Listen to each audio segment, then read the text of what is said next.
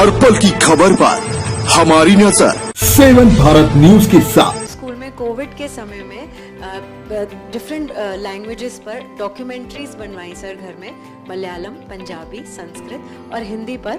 और बच्चों ने रिसर्च किया, गाने गाए, डांस किया और उसको कंपाइल करके फिर हमने उसे ओपन सोर्स ऑफ लर्निंग की तरह यूट्यूब पर भी डाला सर। बढ़िया।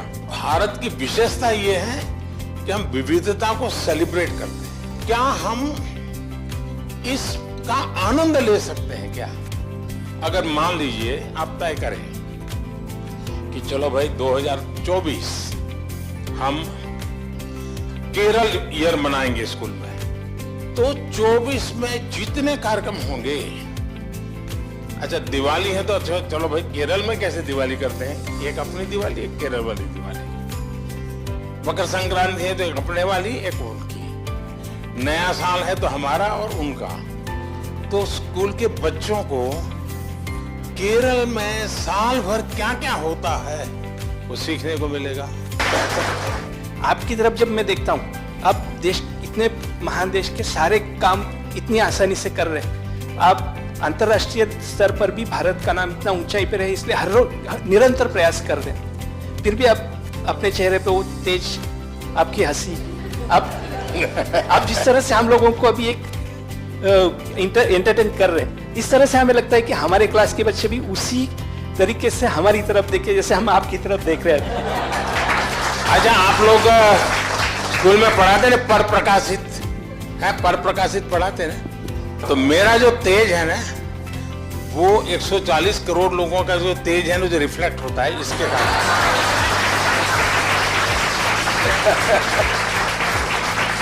तो ये पर प्रकाशित है।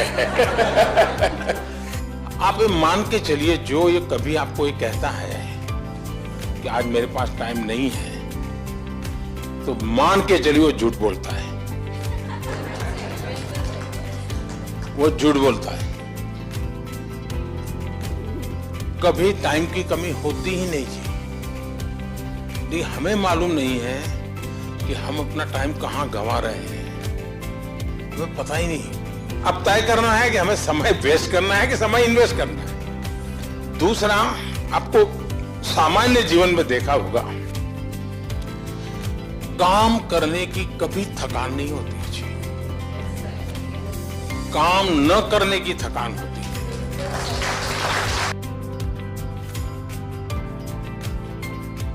ये पंच प्राणों को, बच्चों को पाठ्यक्रमों के साथ में कैसे शामिल किया जाएगा, इसके बारे में कुछ बताइए। अब मैं जब गुजरात मुख्यमंत्री था तो मैंने बच्चों को एक काम दिया था। मैंने कहा भाई बताओ, आपके गांव में सबसे पुराना वृक्ष कौन सा है, पेड़ कौन सा है, ट्री कौन सा है। जाओ गांव के अगल बगल में जरा घूमो। तो सारी स्कूल जाती थी, टीचर जाते थे। कोई कहता था ये हो सकता है 50 साल पुराना होगा, कोई कहता है ये 100 साल पुराना होगा, कोई कहता नहीं है। फिर वो गांव के बुजुर्गों को पूछते थे, तो फिर वो आइडेंटिफाई करते थे, मन बनाते थे, चलो भाई इन्होंने बोला इसको हम ओल्डेस्ट। तो मैंने कहा गांव वालों को पता होना चाहिए कि हमारे गांव का ये ओल्डेस्ट ट्री है। फिर मैंने उनको कहा कि आप उस ट्री की आत्मकथा लिखो, और आप हैरान हो जाएंगे, कुछ बच्चों ने इतना बढ़िया लिखा था। अब ये चीजें हैं उसको जोड़ती है। ये कोई ऐसी चीज नहीं है कि पत्थरों से बनी हुई चीजों में ही हमारे पंच प्राण है। हमारा सामर्थ्य हर जगह पे पड़ा हुआ है। हम उसे जोड़े, उसका गर्व करने के लिए सिखाए। हम जब स्कूल में पढ़ते थे तो हमारे गांव में एक सोशल पॉलिटिकल ऐसे वर्कर थे।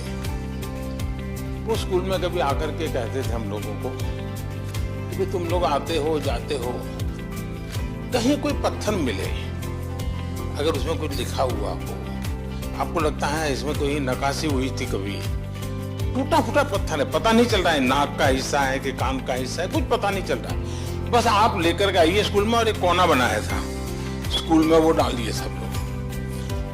धीरे धीरे करके वो इतने ढेर हो गया बड़ा, लेकिन उस सब में कोई न कोई वो चीज थी जो कोई 2000 साल पुरानी होगी, कोई 2500 साल पुरानी होगी।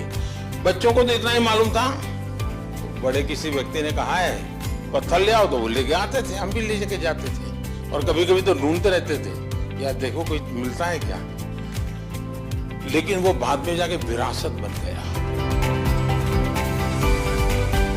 मेरे एक टीचर थे, अब स्कूल में समय पे आना चाहिए, इसके लिए वो कभी भाषण नहीं देते थे, कभी शिक्षा नहीं करते थे। तब तो हम बहुत बच्चे थे, लेकिन मैं आज एनालिसिस करता हूं तो उन्होंने बड़ी चतुराई की थी।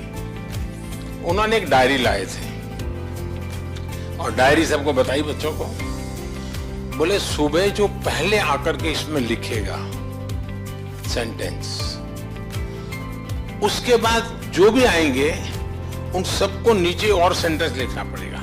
लेकिन मानो पहले ने लिखा कि सूर्योदय बहुत ही सुंदर होता है, तो फिर बाकी जो भी आएंगे उनको सूर्योदय या सुंदर पर ही लिखना पड़ेगा। तो हर एक को रहता था कि यार मैं कोई और लिखे उसको फॉलो करूं, मैं जाऊंगा। तो हमारे क्लासरूम में ये एक छोटी सी चीज थी, सबको रहता था।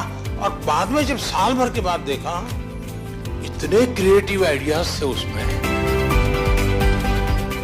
मेरे एक टीचर, अभी उनका स्वर्गवास हुआ, और वो करीब 98 थे, आखिर में। आप हैरान हो जाएंगे, हर महीने 2 चिट्ठी मुझे आती थी उनकी, और चिट्ठी भी लंबी लिखते थे। रिटायर्ड हो गए थे तो समय भी था, लेकिन हैंड राइटिंग इतने शानदार handwriting. At the age of 98 मैं आज भी सारी चिट्ठियां मैंने संभाल के रखी है। और हर बार किसी किताब का रेफरेंस देना, कोई कोटेशंस मुझे लिख करके भेजना, किसी घटना का एनालिसिस करके भेजना, वो जीवन भर मेरे लिए टीचर ही रहे। मेरा कभी उनसे नाता टूटा नहीं। और मैं मानता हूं कि हम लोगों को ऐसे विद्यार्थी तैयार करने चाहिए जिनके जीवन में मां के बाद टीचर का स्थान होना चाहिए। और अगर वो मैं नहीं करता हूं तो कमी मेरी है, उस स्टूडेंट में नहीं है। मैं जब मुख्यमंत्री बना पहली बार, मुझे किसी ने पूछा कि आपकी प्रायोरिटी क्या है, तो मैंने कहा मेरी 2 इच्छाएं हैं। एक, बचपन में मेरे साथ जो स्कूल में मेरे दोस्त पढ़ते थे, उनको मैं 30-35 साल से मिला नहीं हूं, तो उनको मेरे घर बुलाना चाहता हूं। और दूसरा मैंने कहा, जिन टीचर्स ने मुझे पढ़ाया है, मैं उनका सार्वजनिक सम्मान करना चाहता हूं। तो मैंने मेरे सभी टीचर्स को सार्वजनिक सम्मान का बड़ा कार्यक्रम रखा था। और शायद देश में पहली बार ऐसा हुआ होगा कि किसी देश के मुख्यमंत्री ने अपने जीवन में अपने टीचर्स का सम्मान करना, इसको प्राथमिकता दी।